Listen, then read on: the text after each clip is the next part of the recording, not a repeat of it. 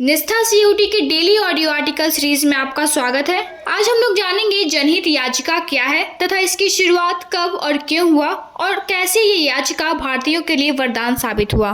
तो आइए जानते हैं जनहित याचिका क्या है। आज हम लोग जानेंगे PIL के बारे में, जिसे अंग्रेजी में पब्लिक इंटरेस्ट लिटिगेशन और हिंदी में जनहित याचिका या जहिया कहते हैं।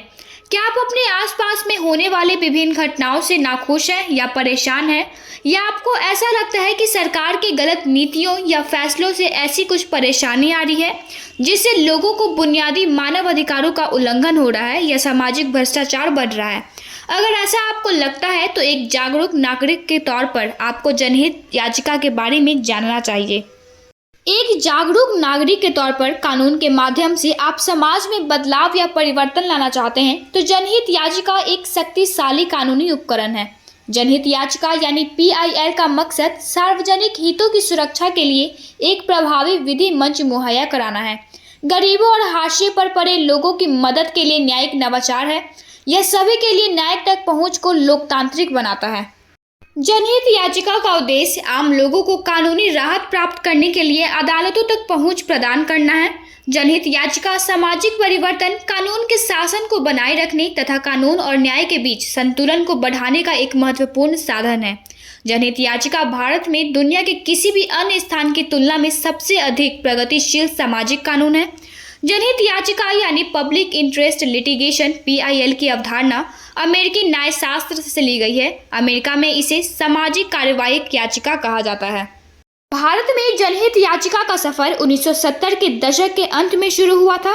1980 के दशक में यह याचिका पूरी तरह से प्रस्फुटित हो गया था। सुप्रीम कोर्ट के पूर्व मुख्य न्यायाधीश जस्टिस PN भगवती और न्यायमूर्ति VR कृष्ण अय्यर को जनहित याचिका की अवधारणा का प्रणेता माना जाता है। न्यायमूर्ति भगवती ने जनहित याचिकाओं की अवधारणा को स्पष्ट रूप से परिभाषित किया था, इसलिए इन्हें जनहित याचिका के पिता कहा जाता है। उन्होंने कानून के प्रक्रियात्मक और तकनीकी पक्ष के पालन पर जोर नहीं दिया और किसी भी नागरिक द्वारा लिखे गए साधारण पत्र को भी रीट याचिका का दर्जा दिया था। जनहित याचिका को भारत के किसी भी कानून और अधिनियम में परिभाषित नहीं किया गया है। यह न्यायिक सक्रियता के माध्यम से अदालतों द्वारा जनता को दी गई शक्ति है। हालांकि याचिका दायर करने वालों को अदालत में साबित करना होता है कि याचिका जनहित के लिए ही दायर की गई है। जनहित याचिका की अवधारणा भारत के संविधान के अनुच्छेद 29A में निहित सिद्धांतों के अनुकूल है, ताकि कानून की मदद से त्वरित सामाजिक न्याय की रक्षा और उसे विस्तारित किया जा सके। वे क्षेत्र जहां जनहित याचिका दायर की जा सकती है वे उपेक्षित बच्चों, बंधुआ मजदूरों के मामले, महिलाओं पर अत्याचार, श्रमिकों को न्यूनतम मंजूरी का भुगतान न करना, आकस्मिक श्रमिकों का शोषण, खाद्य अपमिश्रण, पर्यावरण प्रदूषण, पारिस्थितिक संतुलन की गड़बड़ी, विरासत और संस्कृति जैसे विषय शामिल हैं। आपकी जानकारी के लिए बता दें कि पहली PIL यानी जनहित याचिका 1789 में कपिला हिंगोरानी ने दायर की थी। जनहित याचिका का पहला मामला हुसैनारा खातून बनाम बिहार गृह सचिव 1789 था। इस जनहित याचिका में बिहार के उन विचाराधीन कैदियों के न्याय की मांग की गई थी जो दोषी पाए जाने पर सजा मिलने की तुलना में लंबे समय तक मुकदमे की प्रतीक्षा में जेल में ही रह रहे थे। इस PIL के हवाले सुप्रीम कोर्ट ने बिहार सरकार को नोटिस जारी किया था और आगे चलकर इस केस से जुड़े सभी पीड़ितों को रिहा कर दिया।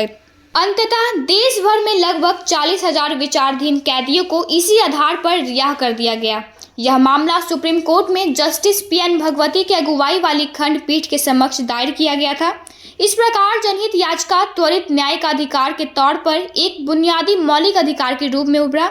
अदालत ने हिंगोरानी को एक ऐसे मामले में आगे बढ़ने की अनुमति दी थी जिसमें उनका कोई निजी हित नहीं था, इसलिए कपिला हिंगोरानी को PIL की जननी कहा जाता है। इस तरह जनहित याचिकाएं भारतीय न्याय शास्त्र में एक नई स्थायी अध्याय बन गई।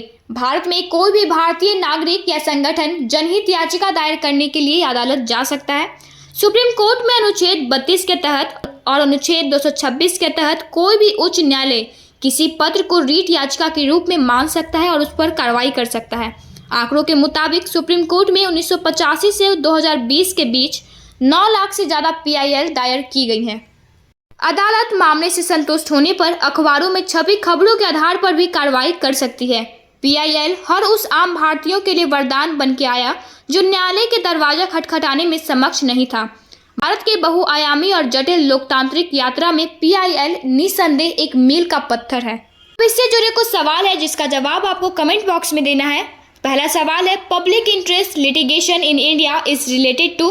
भारत में जनहित याचिका से संबंधित है। ऑप्शन ए न्यायिक सक्रियता, ऑप्शन बी न्यायिक समीक्षा, ऑप्शन सी न्यायिक स्वतंत्रता, ऑप्शन डी प्रतिबद्ध न्यायपालिका।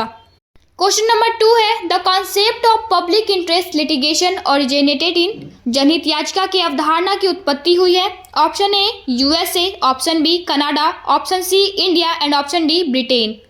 क्वेश्चन नंबर 3 है, PIL can be filed under which court. जनहित याचिका किस न्यायालय में दायर की जा सकती है। Option A supreme court, option B high court, option C both A and B, option D lower court. Question number 4 है, who among the following is pioneer of public interest litigation. निम्नलिखित में से कौन जनहित याचिका के अग्रदूत है। Option A justice PN Bhagwati, option B justice Khanna, option C justice VR Iyer and option D justice Chandrachud.